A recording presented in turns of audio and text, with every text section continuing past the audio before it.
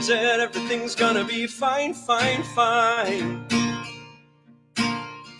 'Cause I've got one hand in my pocket and the other one is giving a high five. I'm here with Allan Krill, and you are now the amazing Tony nominee from Jagged Little Pill. Um, how has your summer been? The past year and a half? Wow, that's a big question. It is.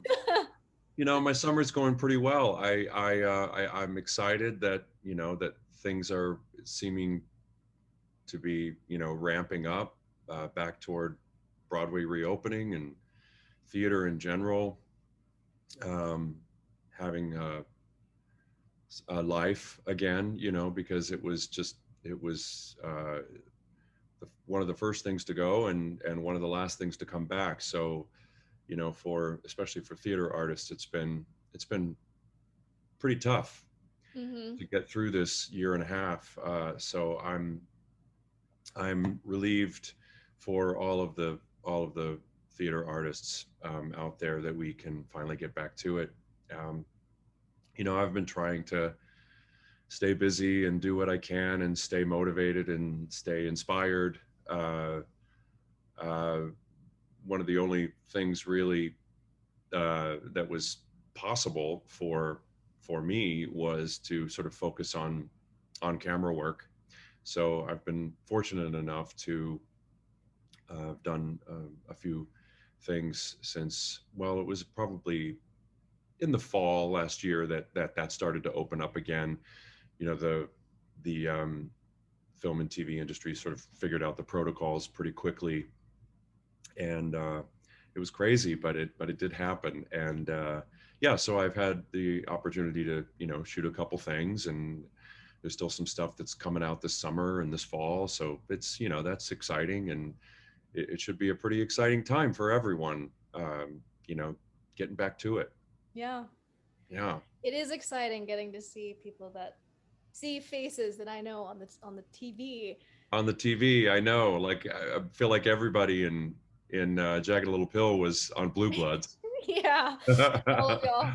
So I want to start off a little bit with your beginnings of your theater career. How'd you get started in this lovely business? You know, when I was in high school, I mean, I was a very artistic young person, and I always thought I was going to be a commercial artist, like a graphic designer. My entire childhood, I was always drawing, and that's really what I thought I was going to do. And I was sort of taking, you know, kind of AP advanced placement classes in high school, even um, that involved art and also music. I was in band, and I was in every band there was, basically jazz and symphonic and marching and all of that. And I was drum major. I was very, very involved in music. And I had a lot of friends who were also involved in the drama department. And I was terrified at the very thought of getting on stage because I am ultimately a very shy person. But my friends talked me into it. The musical that year was Once Upon a Mattress, and I auditioned for it, and I got a part. I got the part of Sir Harry, and you know, I've always sung with my family, just sitting around. We're a very musical family, but nobody has ever done it professionally. And so I just was kind of hooked, you know, right away. I thought, well, this is really fun. It's so creative, and in a way, it allows me to kind of use my music background and even my art background in a way. Um, so I was very drawn to it, and then I did the next two musicals throughout high school, and then when I went to college, I went to Wayne State University in Detroit, and the first year I couldn't decide what I wanted to do, if I wanted to do art or music or theater, much to you know, my parents were like, really? Those are our three options? There can't be like, you know, medicine or you know, uh, accounting in there for a while there. I thought I was going to be an accountant as well because I was, very good in math. And anyway, so I focused on those three things my first year and didn't claim a major. And then by the end of the year, I realized that I wanted to focus on theater. So that's what I did. I studied theater at Wayne State. And while I was still at Wayne State, I started getting cast in shows professionally in Detroit. First show was Forever Plaid, the Detroit company of Forever Plaid. And then that ultimately took me to Chicago to open the Chicago company and started living and working there as an actor. And I've, never really looked back. I've just been an actor whole life. You're very good at what you do. Well, thank you very much. I hope I continue to get better and better. That's always my goal. I want to chat a little bit about your career in Chicago because you've done quite a bit of theater, regional theater there. How is that? Well, first, how is it working in such a big theater space? Because Chicago has tons and tons of theater out there, and I'm sure it's quite different than New York. It is ultimately. It's weird. It has. It's still just theater, so it is the same in that you're still just doing theater. I've always kind of thought, New York is really just regional theater with a lot more money thrown at it. That's it's the way I try to approach it anyway. It keeps me a little bit less nervous about it.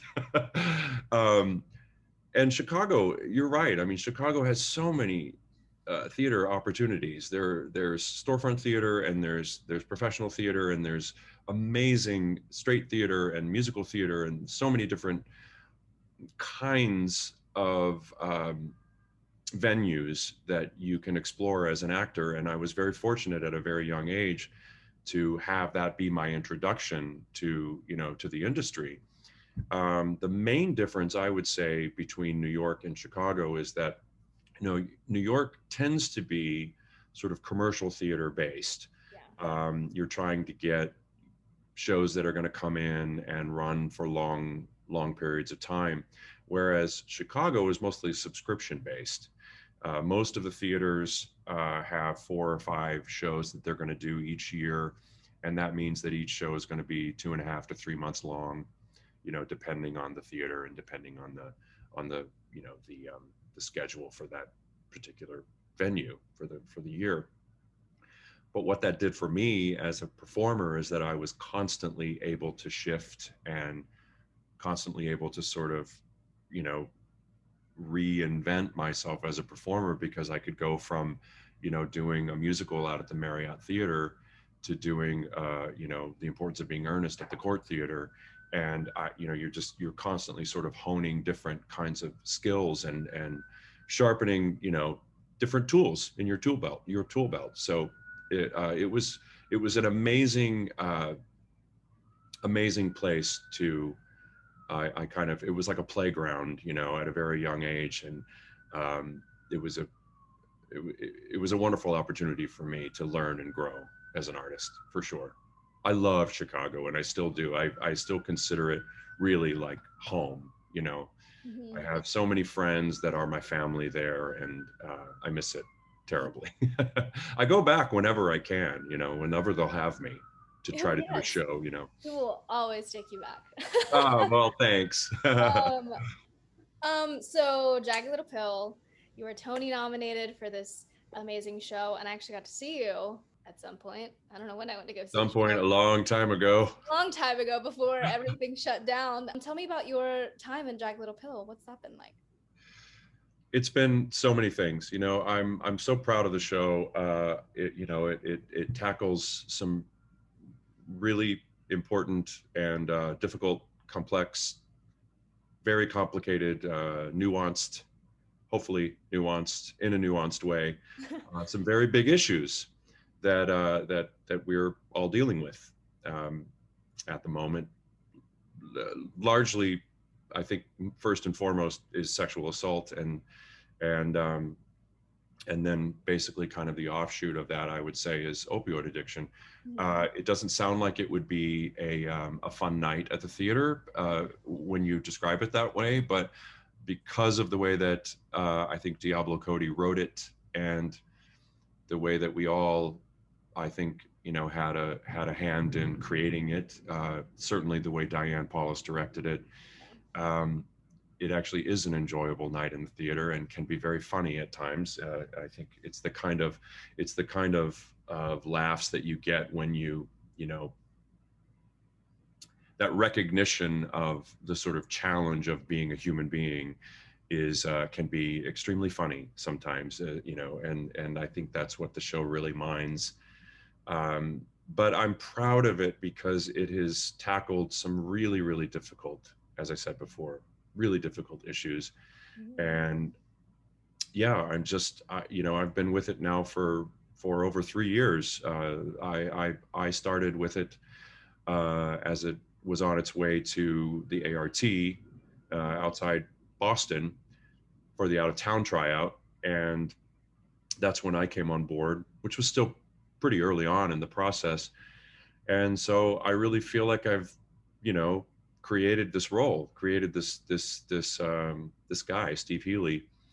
And I'm proud of that because I know it speaks to a lot of people, and not just men, and just parents in general that are struggling with a lot of the things that Steve and Mary Jane are struggling with. And we tried with all our might to approach everything with, first and foremost, compassion and understanding and respect. And wow, it is storming out here now. Ooh. Woo. So I've sorry, I got distracted, but All good.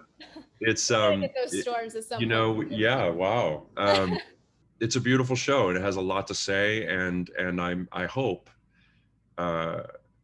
certainly it feels like from the people that I've spoken to,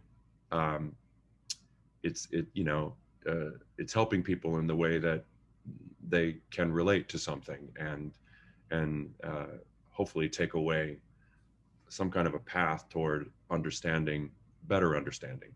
My dog just came into the room. we're both distracted by our environment. Don't jump up here, please. I want to see your dog. Oh. Say hello. Hi. Who is this? This is Jax. Jax. Say hello. He's so cute. He's always very interesting. He likes to come and interrupt the interviews. He likes being. Of course, always. It's been interesting watching the fans of this show through social media, and the conversations that have been had because of the show. Because Broadway, I don't think, has necessarily seen a show like this. And I think it's done a lot of good in starting dialogues and conversations about some things. So I am grateful for that in this form, in this art form. Thank you. I appreciate that. I don't, in no way do I ever want to, intimate that we've done it perfectly. Some of the issues that we deal with, I know, we all continue to learn and grow and figure out the best language around certain things. And, we're still learning and growing. And I think that is ultimately the one of the biggest takeaways from the show is that life is a process, and that we have to keep, the show ends with you learn, you make these sometimes really grievous mistakes, and hopefully the takeaway is that you won't do that the next time, Yeah. So that's a glorious lesson to learn as a human being, so yeah, we've done our absolute best. When we came to Broadway, we had a lot of advisors and an impact board that we met with for many different topics, and as I said before, we were just trying so hard to make sure that we were treating everything with all due respect and compassion and understanding. Well, it's a beautiful show. It's a beautiful cast. Thank you. You're coming back. We're Coming very back. excited. And I will put somewhere in the little description box below where you can get your tickets to see Jagged Little Pill when it comes back to the Broadway. Very Coming excited. back. Yay. Yeah. And we'll be anxiously awaiting these Tony announcements. Whenever. Yeah, I have nothing to tell you about the Tonys. I know just as much as you do. I know they're September 26th, and that's it. I've heard that the 3 nominated musicals are performing, but we don't know any more than that. Well, that's exciting, at least. Yeah, it is. It is. Yeah, no, it's interesting. I've slowly learned that you all learn when we learn most of the time of what's going on. So, well, it's such a strange time, it's like we're living in this weird vacuum of COVID and everything kind of slowly coming back. I think steps that normally are taken are sometimes skipped now, and so hopefully we'll know more about what we're doing on the Tonys soon, I hope. Yes. Well, thank you so much for sitting down with me. This has been lovely. You can obviously see Jagged Little Pill later this fall when Broadway opens back up. You could follow Sean. I will put all of your information down below as well to catch up with you on the social medias and all of that jazz. And I like to say this at the end still, but continue to please be safe and wear masks and do all of that fun stuff so we can get back to what we love. Absolutely. And yeah, thank you so much. Thanks for having me. It was great talking to you. It's lovely talking to you. You wait and see when the smoke